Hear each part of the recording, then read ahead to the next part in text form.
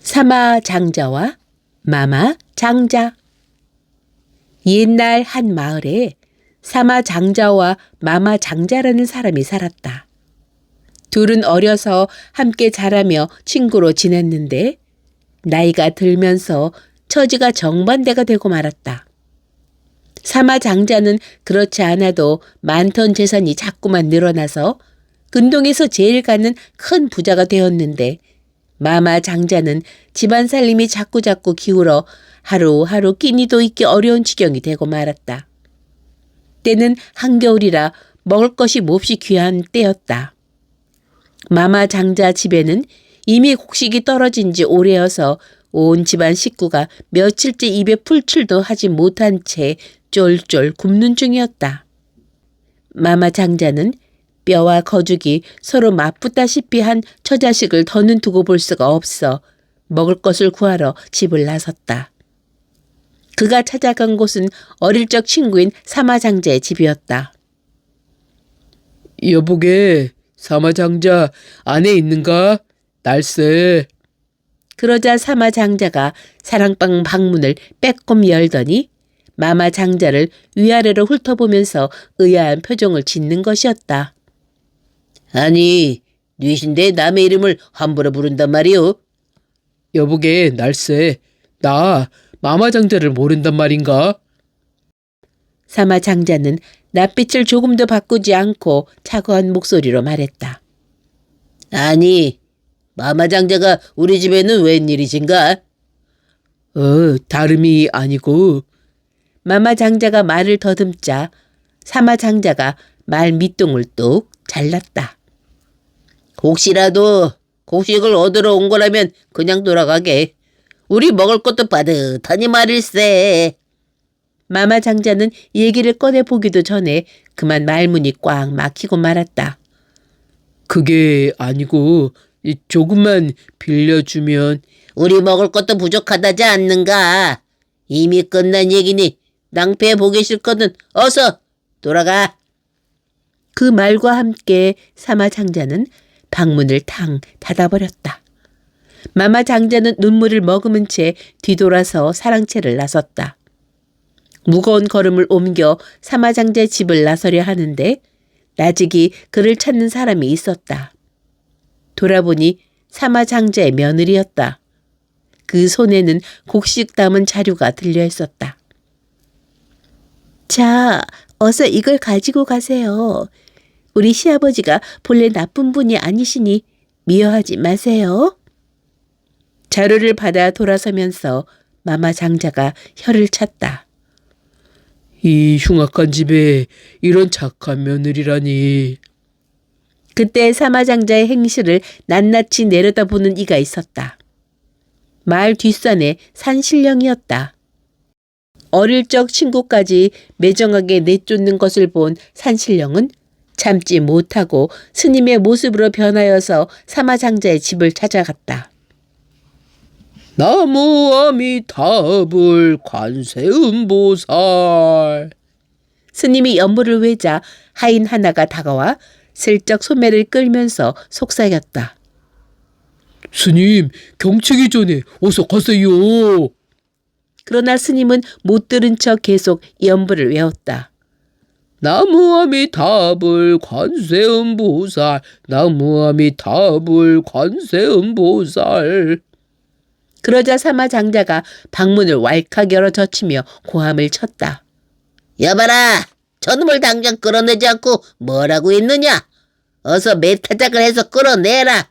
내 참 오늘 재수가 없으려니. 장자님, 다른 분도 아니고 시주차 나오신 스님이신데요. 그러자 장자의 얼굴이 벌개져서는 버선발로 뛰어내려와 쥐고있던 담뱃대로 종의 머리를 사정없이 후려쳤다. 그러고는 담뱃대를 옮겨 연불을 외고 있는 스님의 머리를 톡톡 두드리기 시작했다.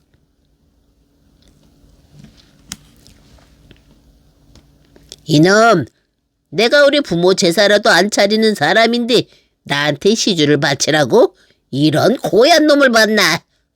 사마장자는 그만 호된 발길질로 스님을 넘어뜨리고는 하인을 시켜 대문 밖으로 짐짝처럼 내던져 버리게 했다. 하루 앞을 내다보지 못하는 미련한 중생아. 그 한마디를 남긴 채 스님은 허위허위 길을 나섰다. 사마장자의 며느리가 시주쌀을 챙겨서 불이 나게 달려가 스님을 붙잡았지만 스님의 반응은 냉정했다. 자업자득의 인과응보니 내가 무엇을 어찌할꼬. 그 말과 함께 그 자리에서 연기처럼 사라져버리는 것이었다. 집안에 무언가 안 좋은 일이 생기리라는 것을 짐작한 사마장자의 며느리는 전보다 더 꼼꼼히 집안일을 챙겼다. 그리고 정화수를 떠놓고서 집안이 무사하게 해달라고 빌리기 시작했다. 하지만 그날이 채 저물기도 전에 일은 벌어졌다. 집안에 때 아닌 회오리 바람이 일어나는가 싶더니 사마장자가 넋나간 듯 앉았다 일어섰다 한참을 몸부림을 치다가 푹 쓰러지고 말았다. 놀라서 이리 뛰고 저리 뛰던 며느리는 갑자기 생각이 미쳐 마마장자의 집으로 달려갔다. 살림은 가난하지만 세상 이치에 두루 밟기로 소문난 사람이 바로 마마장자였다.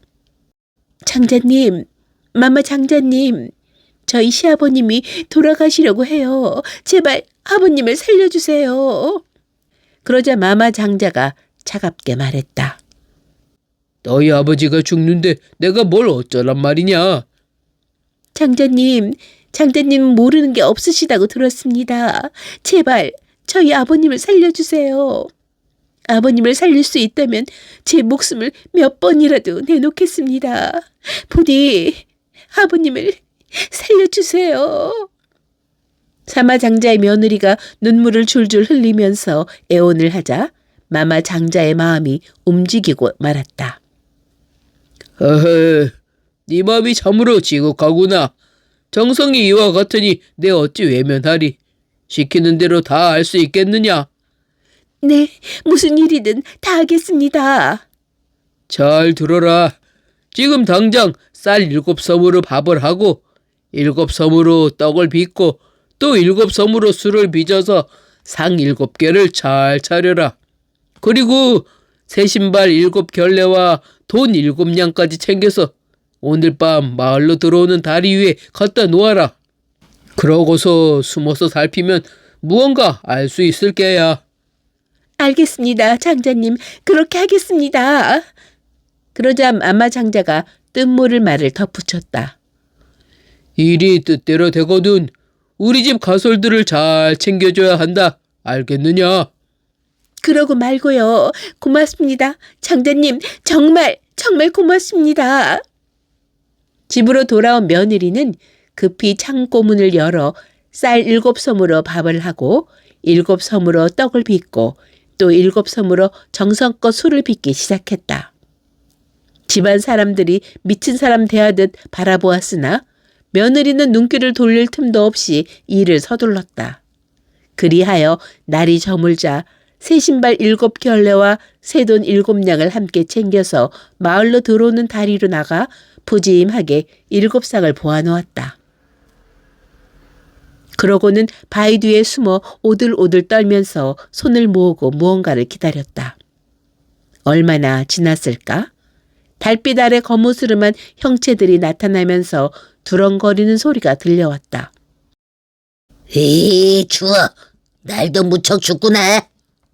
추운 건 고사하고 배가 고파서 못 참겠는걸. 에이, 이 짓도 못 해먹겠어. 사마장자의 며느리가 가만히 살펴보니 그건 사람이 아니었다.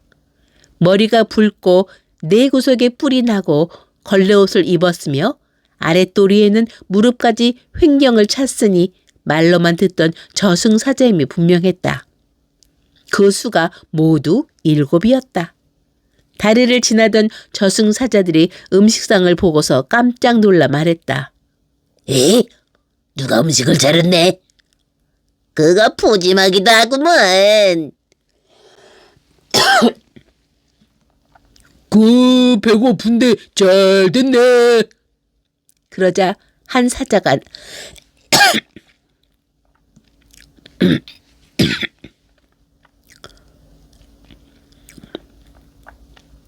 그러자 한 사자가 나서며 말렸다. 참으라고. 누가 내놓은 건지도 모르면서. 그러나 사자는 벌써 밥상 앞에 둘러붙은 다음이었다. 그건 다음 일이고 배고픈데 일단 먹고 보자고. 그가 맛있게 음식을 먹기 시작하니 다른 사자들도 참지 못하고 다른 사자들도 참지 못하고 다들 밥상 앞에 달려들었다. 그들은 배불리 음식과 술을 먹고는 새 신발과 돈냥까지 챙긴 다음 다시 길을 나서기 시작했다. 그때 사마 장자의 며느리가 길로 훌쩍 뛰어나가 사자들 앞에 엎드렸다. 사자님네들 부탁입니다. 저희 아버님을 제발 잡아가지 마세요. 사자들이 깜짝 놀라 서로 얼굴을 쳐다보다가 며느리에게 물었다. 너희 아버님이 누구란 말이냐? 사마 장자가 제 아버님이십니다. 사마 장자가 제 시아버님이십니다. 제 정성을 봐서 꼭 아버님을 살려주세요. 그러자 저승사자들 사이에 그만 야단이 났다. 아이고, 이거 제대로 걸렸구만. 우리가 잡아갈 사람이 바로 사마장자 아닌가? 벌써 음식을 먹었으니 이를 어쩌나. 우린 이제 죽었네 그려. 그렇게 한참 동안을 허둥대더니 사자 하나가 무슨 수가 난 것처럼 말했다. 할 수 없지. 다른 사람이라도 잡아가는 수밖에. 맞아. 이런 짓을 꾸민 사람이 누군지 알만해. 그렇게 수군거리면서 7명의 저승사자는 어둠 속으로 사라져갔다. 사마 장자의 며느리는 급히 집으로 달려왔다. 그때까지 당장 숨이 넘어갈 듯 헐떡이던 사마 장자가 갑자기 열이 내리며 안정을 찾아갔다. 그러더니 언제 아팠냐는 듯 하룻밤 사이에 깨끗이 나아서 정신을 되찾고 멀쩡하게 거동하게 되었다. 그러나 뜻하지 않게 이웃의 마마장자 집에서 울음이 터져나왔다. 저녁 나절까지만 해도 멀쩡했던 마마장자가 갑자기 쓰러져 숨이 끊어지고 만 것이었다. 사마장자를 잡으러 왔던 저승사자들이 사마장자 대신 마마장자를 잡아간 탓이었다. 소식을 듣고 마마장자 집으로 달려간 사마장자의 며느리는 한바탕 통곡을 했다. 장자님, 이렇게 가시면 어쩝니까? 장자님. 마마 장자가 사마 장자 대신 목숨을 내놓았다는 것을 그제서야 안 것이었다. 그때 마마 장자는 7명의 저승사자한테 꼼짝없이 붙들려서 황천강을 건너 저승 땅 염라대왕 앞으로 끌려갔다. 이놈! 너는 어찌 그리 무도하여 조상도 모르고 친구도 모르며 그것도 모자라 산신님까지 모욕했단 말이냐? 이놈을 당장 지옥으로 보내 불 속에 쳐놓으라. 예이. 저승사자들이 막 마마 장자를 끌고 나가는데 웬 노인 하나가 신발도 신지 않은 채 헐레벌떡 달려와 염라대왕 앞에 원정을 올렸다. 대왕님, 통촉하십시오. 누구는 재물이 많아서 죽을 목숨이 살아나고 누구는 조상제사 잘 받들고도 가난해서 잡혀오더니 세상에 어찌 이런 일이 있단 말씀입니까? 그러자 염라대왕이 어리둥절해서 물었다. 그건 또 무슨 말이냐? 지금 잡혀나간 사람은 사마장자가 아니라 저의 자손인 마마장자란 말씀입니다.